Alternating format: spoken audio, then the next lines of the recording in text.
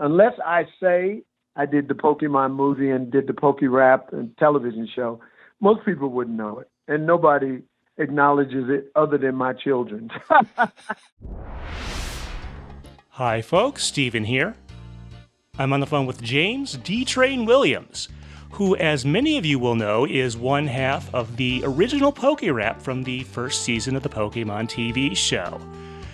Incidentally, he's also actually a vocalist on Aaron Carr's Have Some Fun with the Funk from Pokemon the first movie, so he actually has a couple appearances in the Pokemon franchise's music. And James, we just have a slate of questions to ask you. First of all, where are you from and how'd you get into music? Sure. Thank you, Stephen, for having me here, first of all. I'm from Brooklyn, New York. I grew up in Brooklyn. And I grew up in Bedford-Stuyvesant, Brooklyn, went to Erasmus High School, which was a school that had a lot of illustrious alumni. We had Barbara Streisand, graduated from there. Gabe Kaplan from Welcome Back, Kotter. Also Neil Diamond and Will Downing, the jazz singer. We all graduated from the same school. And so I got into the music industry in gospel primarily, growing up in the church in Brooklyn, Washington Temple Church of God in Christ. And then when I got to be about 20 years old, my good friend Will Downing, who was still in Erasmus, I was still in my first year at Brooklyn College, he introduced me to Hubert Eves III. And we wrote a song called You're the One for Me, which went to #1 on the charts, on the Billboard charts. And we never looked back. We had hit after hit after hit after that. And the nickname D-Train, I believe that's named after a train on the New York subway system. How did that come about, besides that reference? Sure.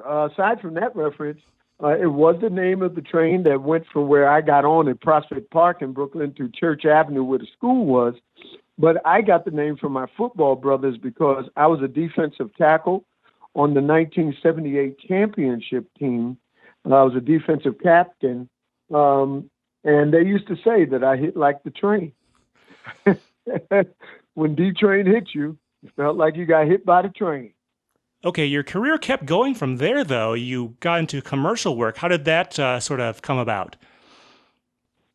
Well, that was interesting because I got a call from, in fact, I was walking down 43rd Street in Manhattan, and this gentleman walked past me and goes, "You're D-Train, aren't you?" I said, "Yes."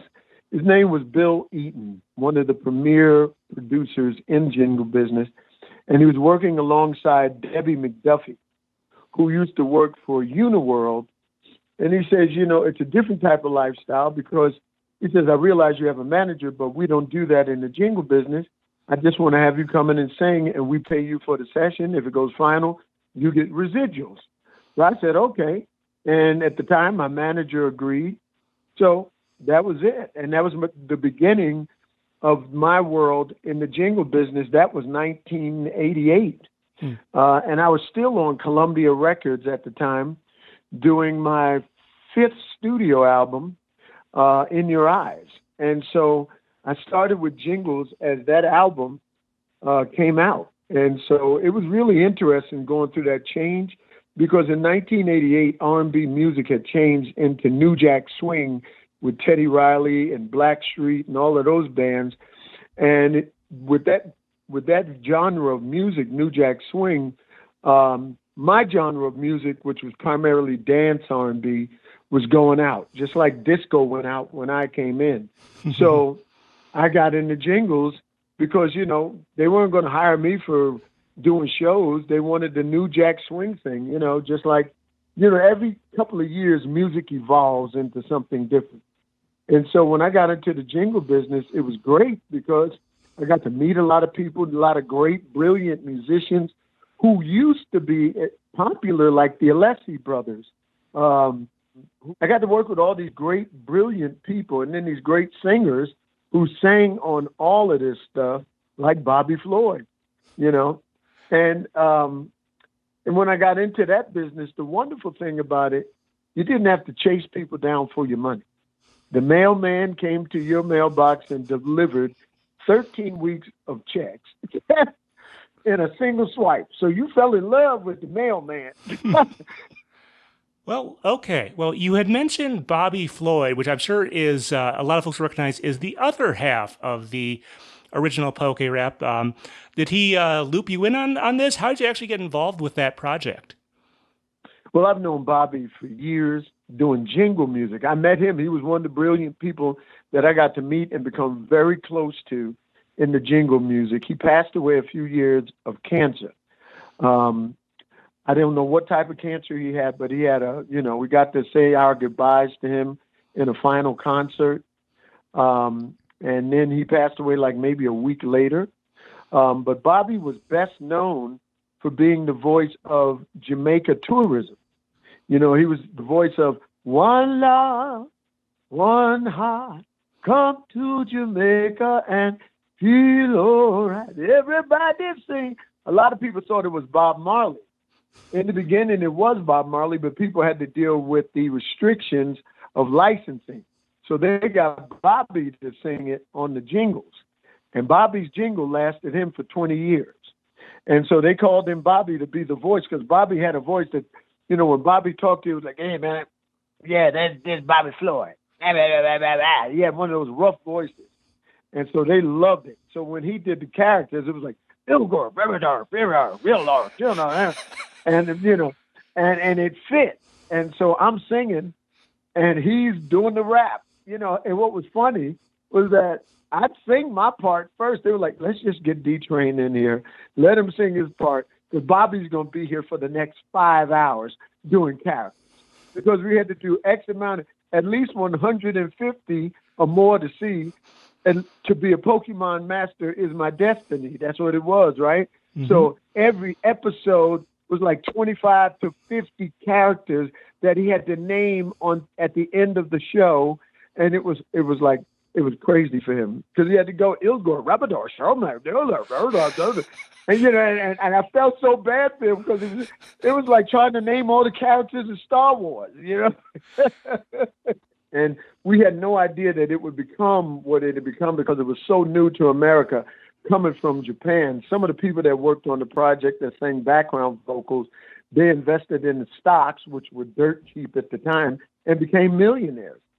We didn't because we didn't think it was going to do much. We just thought it was a cartoon, Yeah. So, speaking of the 5 days a week thing, you also had to record some banter between the two of you that would play at the beginning of the segment there. What was that kind of like? It was fun because you know what? It's like me and Bobby know how to make each other laugh. We just always, even if I was calling him on his house phone, calling him on his mobile, I always knew how to make him laugh. I'd just say something stupid and he'd be like, man, you crazy. And then he'd say something crazy and I'd be like, man, you crazy. So we had that type of banter our whole careers. And I was really good friends with his brother, Frank.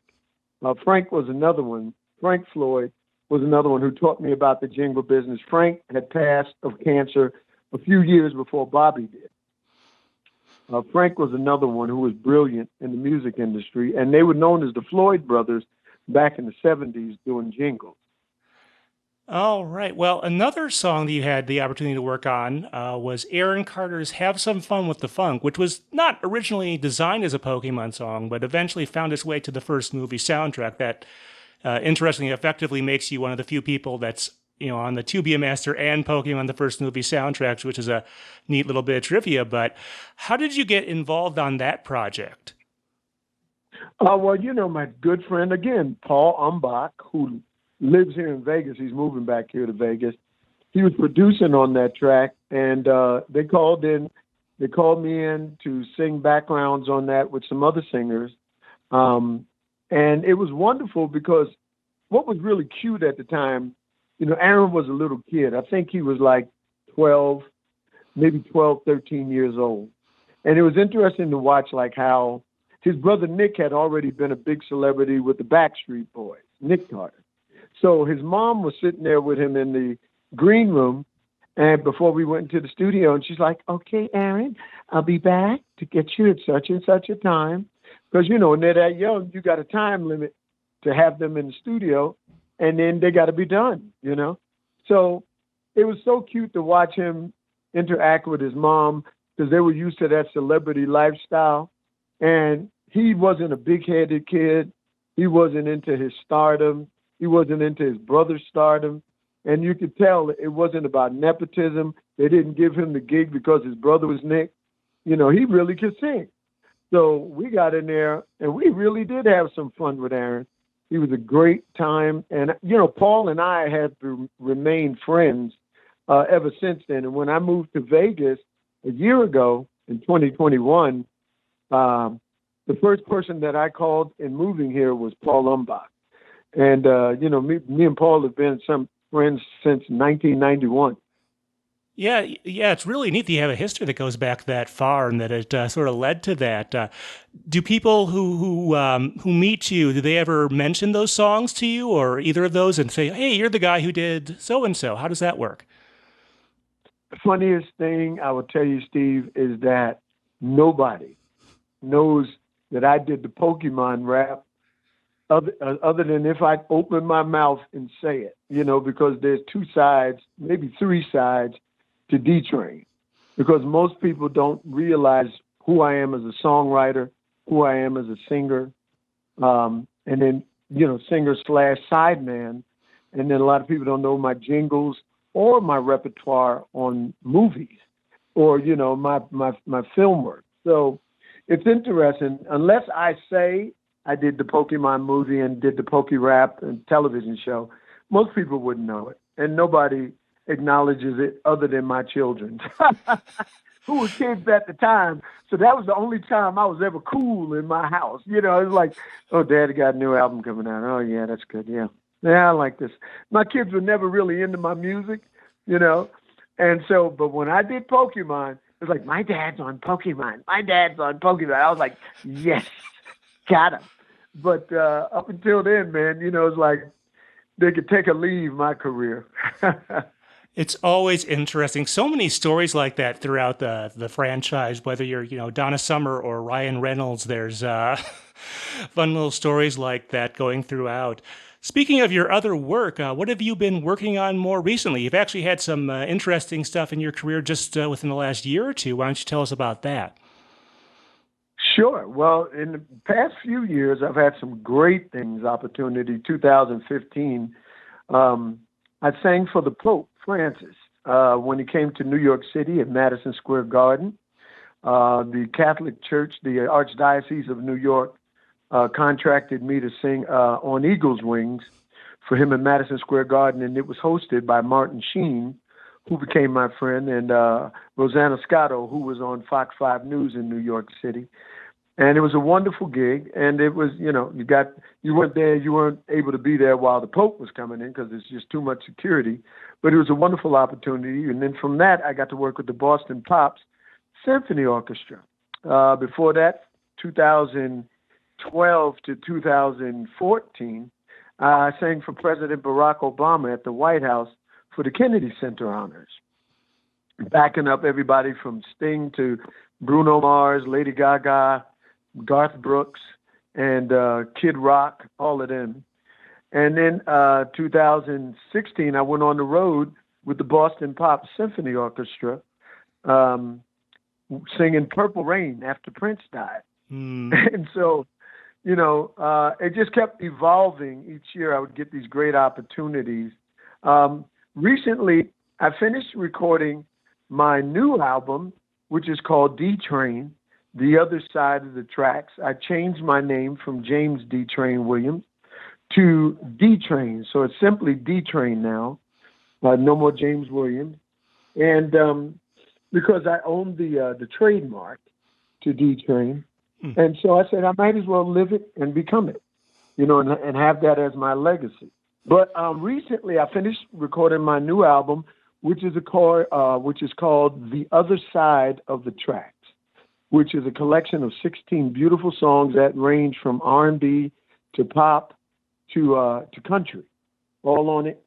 At 60 years old, you know, having worked and sang on so many different artists' album, I've worked with Shania Twain in New York, worked with Carrie Underwood, worked with, like I said, Garth Brooks, when you work with all these artists, you develop a wider spectrum of musical knowledge because you're underneath just watching how things evolve in their lives, and you draw and adapt that into your own career. And then going back and forth to Great Britain and to Europe, it's a great thing to learn how music evolves in the European nations and countries. And recently, you just got approved for a residency, which is basically where a performer performs at a specific venue for a couple months or a couple weeks or whatever. Tell us about that. Sure. Industrial Park Space here in Las Vegas, Nevada, just gave myself and Elisa Fiorello a residency for July and August. We're doing 2 nights in July, 2 nights in August. I believe it's going to continue into September, October, November. You know, they're giving us 2 nights a month to start with, simply because I can't do 4 nights because I'm traveling back and forth to Europe. I'll be in Greece in June. I'll be in Chicago in July at the Chosen Few Festival. And in August, I'll be in London, England at the end. So they couldn't do, 2 nights in the beginning, 2 nights in the end, because they had to base it around my schedule when I was going to be in town. So the name of the show at the Industrial Park Space will be called Soulful. So if you're looking for the name of the show that we had the residency for, it's called Soulful. And we do music from the 70s, the 80s, R&B music, from Earth, Wind, and Fire to Kool and the Gang to, so many other, Stevie Wonder. And it's going to be a nice eclectic mix of what was to what now is, so. All right. And do you have any social media or website or anything like that you'd like to point people to? Yes. We the official dtrain.com will be finished at the end of June, at the beginning of June. The official dtrain.com. You can find me on Facebook at Facebook/James D. Train Williams. But again, all of my social media is being changed over to D-Train because I changed the name. But right now, the official dtrain.com is the best way to try to reach me through my website. I've just hired a social media team to deal with that. But if you want to reach me before then, go to James D. Train Williams or All Aboard the D-Train at Facebook.com. I have the fan page is All Aboard the D-Train at Facebook.com. You can reach me there with any inquiries at this point until the website is finished. All right. Well, it's been great having you on. You've had a great career. Sounds like you still have a lot more left to do, though. So thank you very much. Oh, thank you so much, Stephen. It's wonderful to be here with you, man. And, it was wonderful talking about Pokemon and my good buddy, Bobby Floyd, man. God rest his soul, man, in heaven. And I wish nothing but good things for you, man. All right, folks. Thanks.